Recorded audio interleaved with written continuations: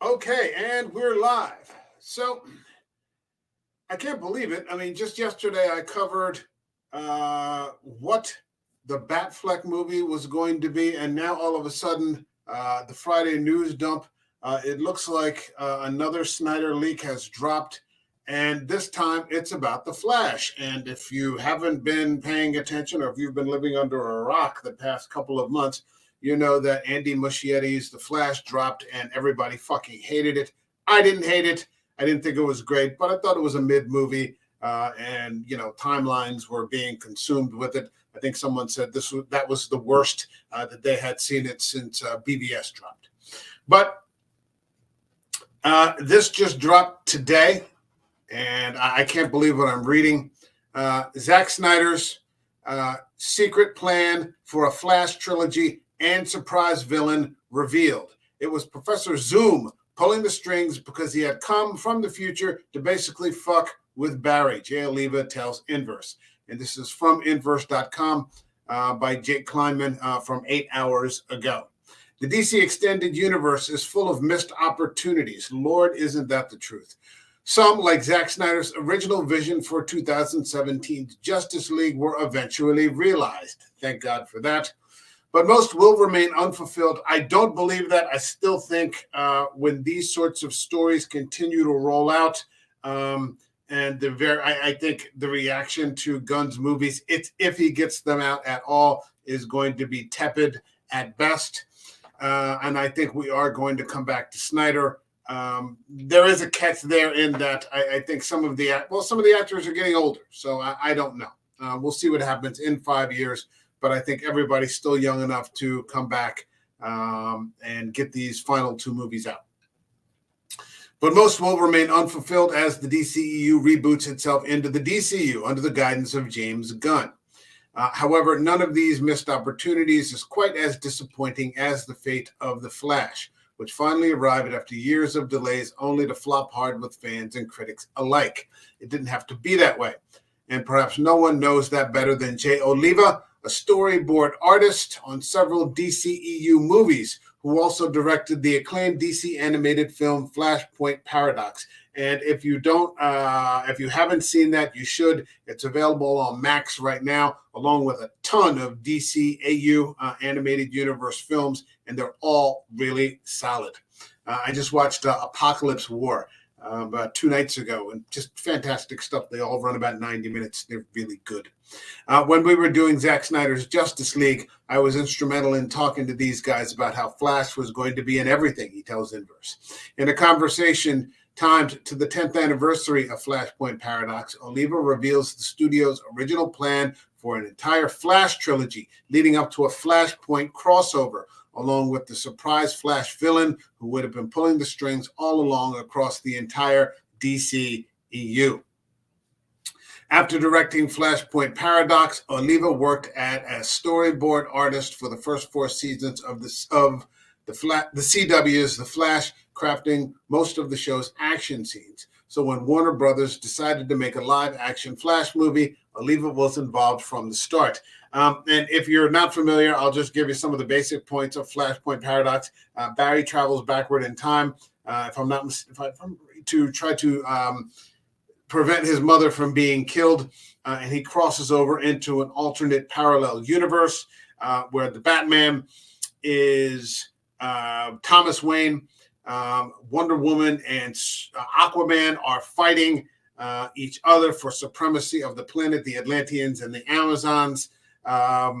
Superman, I think from birth, has been raised in a very dark bunker, has never been exposed to any sort of yellow sun rays, is this very frail and emaciated Kryptonian. It's actually quite a horror story. Okay. I worked with Seth Grahame-Smith, the first director who was attached to The Flash, Oliva says. I did a storyboard for him. I did that test. I don't think I ever saw it, but it got the green light for the movie. When Grahame-Smith left the project in 2016 over quote-unquote creative differences, Oliva stuck around, and Rick Famuyiwa came aboard as the new director. I worked with Rick for like 6 or 7 months on that Flash movie, right up until Rick left in October 2017, Oliva says. The cast was in London. They were building sets. When Rick left, I switched gears and did the reshoots for the ending of Wonder Woman. And I've been wanting to watch that again. I might do that tonight. I only saw it once. I own it on Blu-ray.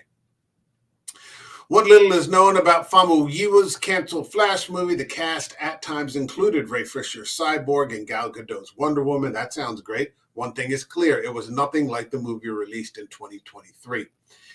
Rick's movie wasn't the Flashpoint movie, Oliva says, before detouring into a brief DCEU history lesson. Originally, there were supposed to be just Zack's 5 films. We've only gotten 3. I want those 2 other films. Lots of other people there want those 2 other films. And one side movie, which ended up being Suicide Squad. And then there's lots of controversy over the Ayer cut. I'm going to have to get a video out on that soon. But after the success of Man of Steel, Warner decided to go all in on its cinematic universe. Rick's movie was going to be a series of films, just like Aquaman. I think all of those films, they were planning to be trilogies. Man, can you imagine? Flashpoint trilogy, Superman trilogy, 3 Justice League movies, 3 Flash movies, all under the guidance of Zack Snyder. Wow. Yeah, but we've got Blue Beetle and Creature Commandos and the Peacemaker. So everything's going to be all right. The Flash movies would have been particularly important to the DCEU, however, because of a plan to introduce a classic DC villain, Eobard Thawne, a.k.a. Professor Zoom, or Reverse Flash. Rick's movie was laying the groundwork for Zoom as the big baddie of the DC universe. And what a great villain that would have been, Oliva says. It was Professor Zoom pulling the strings because he had come from the future to basically fuck with Barry. In the Flash movie, Zoom would be the villain in the background. But also, in the ancillary other films, you would see some of the influences of Zoom on the rest of the Justice League. That sounds fantastic. Fantastic. And these stupid Warner Brothers executives, in their desperation to be Marvel, which is a franchise that isn't making any money anyway, tanked all of this. This would have come to a head in a Flashpoint movie, which Zack Snyder revealed previously at a 2019 fan screening,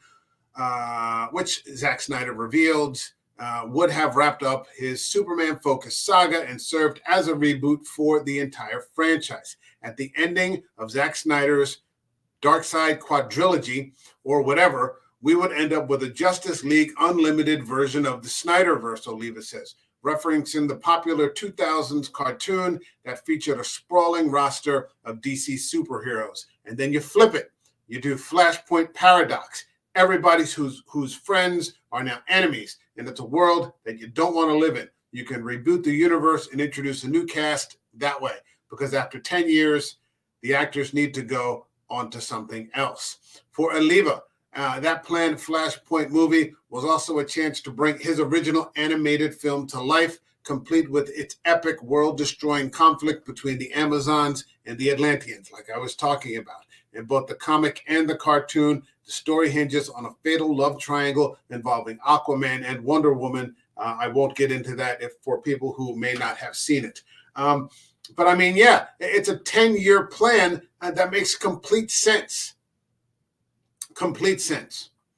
There's a YouTube video here, but I'm not going to play it so I can avoid the copyright. I've already got 2 claims on me right now that are in dispute and will probably be released after 30 days after they're finished tanking, the 2 videos, because that's what they kind of do. But hey, welcome to YouTube. I really wanted to capture the grimness of the comic, but also lay the groundwork for adapting this as if it was a Marvel live-action film, he says of his 2013 animated film. And it is fantastic. Again, it's on Max right now. If you can catch it, please do, along with all those great DCEU features. I just thought that would have been fantastic. Can you imagine Jason Momoa fighting Gal Gadot and then having that love story, that's the part I won't get into. All of the missed opportunities. That would have been something. Wow, that would have been something. All of the missed opportunities. And that's basically the theme here for the Snyderverse, between the nerds who didn't like the color of Batman's shorts, or that, Superman, the people didn't understand Superman with their narrow, shallow, boring, cookie cutter interpretations. A perfect example of the perfect ruining the good or even the great. Classic example. And now look where we are. Thanks a lot. Thanks for nothing. Thanks for absolutely nothing. Creature fucking Commandos, Themyscira, the Darkseid movie, which would have had the Furies attacking Themyscira. Now we're going to have some sort of Game of Thrones Themyscira with intrigue, palace intrigue, and this sort of crap. We had Darkseid versus Batman, probably Granny Goodness versus Wonder Woman, Superman versus Darkseid. We had the Nightmare scenario in place. The Batfleck movie versus Deathstroke. All of these great fucking movies, and this on top of it, a Flash trilogy, and now we've got we've got shit and shoved in it.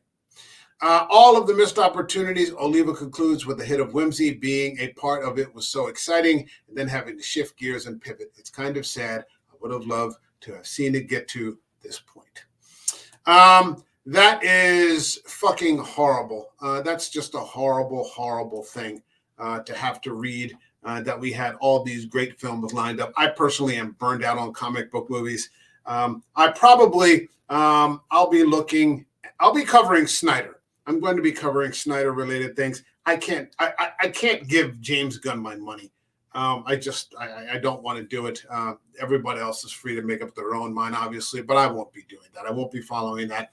I'm probably going to be looking also at the Daredevil when it drops, because I am an enormous fan of that initial series that dropped on Netflix. I have the first two on Blu-ray. They're saying now it's going to be very dark. I'm going to do a video on that in a little bit and see what's going on with that. But this is just pure frustration and a real crying shame, just that we've lost this opportunity for these great films. Let me know what you think in the video.